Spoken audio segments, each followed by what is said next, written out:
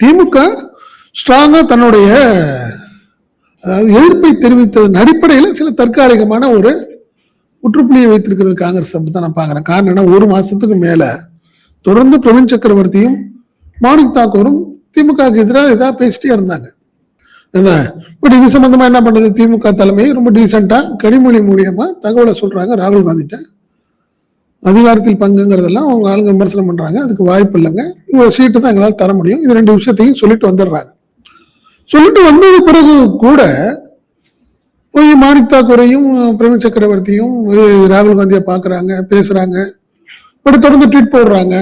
இதுதான் திமுக தலைமைக்கு ரொம்ப சங்கடத்தை ஏற்படுத்தியது. குறிப்பா முதல்வருக்கு வந்து ரொம்ப என்ன காரணம்னா, ராகுலை தன்னை சகோதரர் என்று பல முறை சொல்லி பல பிரச்சனைகள்ல அவரோட சப்போர்ட் பண்ணது திமுக.